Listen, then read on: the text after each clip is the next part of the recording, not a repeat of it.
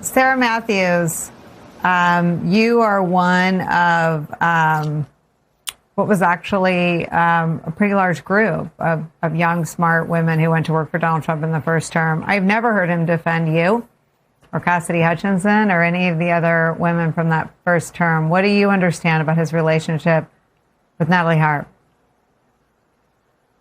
I actually knew Natalie Harp during my time when I was working for the administration. And before I joined the first administration, I worked on Trump's 2020 reelect campaign for a year. And Natalie Harp was a campaign surrogate for us because she was a benefactor of Right to Try.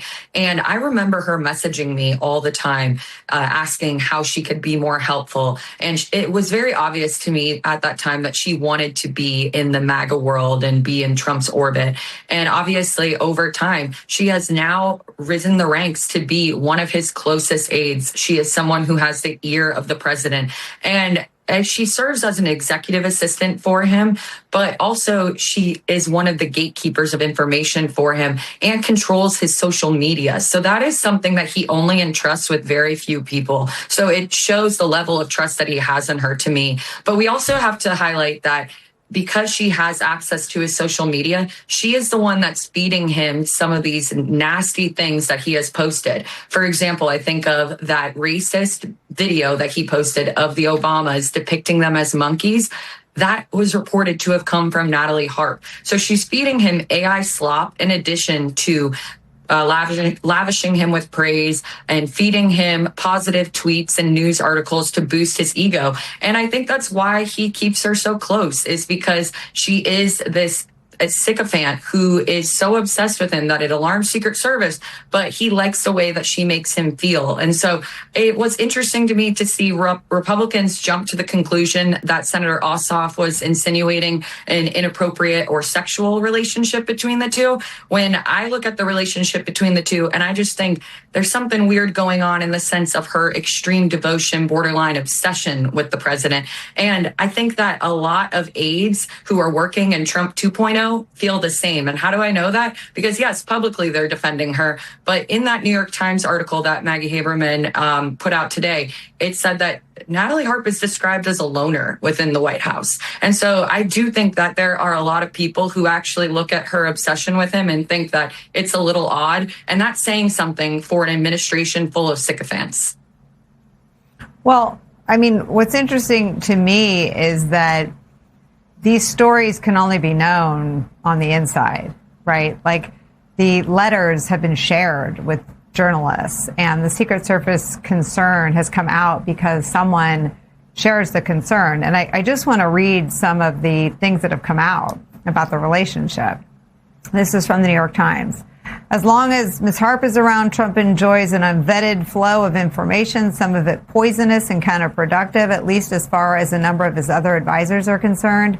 She supplies him with content she fishes out of the social media gutter, like the video he posted depicting the Obamas as apes, and provides him with a view from the world outside official Washington, of which he has always been mistrustful. Her moniker is the human printer because she tails the president with a portable printer so she can hand him information in hard copy. She's a platinum blonde geyser of positivity there to buck him up when the going gets rough. She believes, or at least vehemently claims to believe, that he totally won the 2020 election. Ding, ding, ding, ding, ding. I mean, it feels like she is both toxic in terms of her lack of attachment to truth. I mean, you can see why John Kelly doesn't have a role in this White House and why someone like this does. But I wonder why someone like Susie Wiles is so comfortable with someone who is getting Trump to do things that are not in his political interest. I mean, he's plunging in the polls, not because he doesn't believe his 2020 lies, but because he doesn't believe the reality of people's economic despair. Sarah.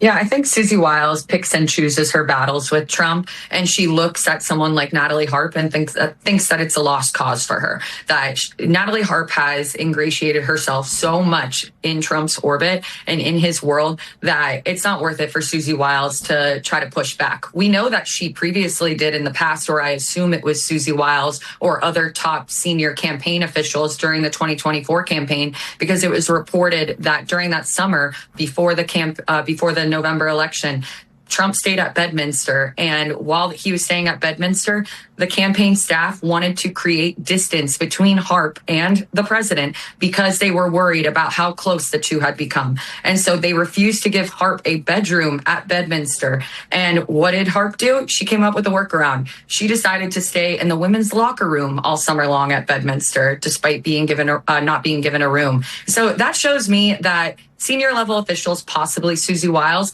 did try to create a rift between the two and some distance, but they were unsuccessful because it appears that Harp's devotion to Trump is unwavering.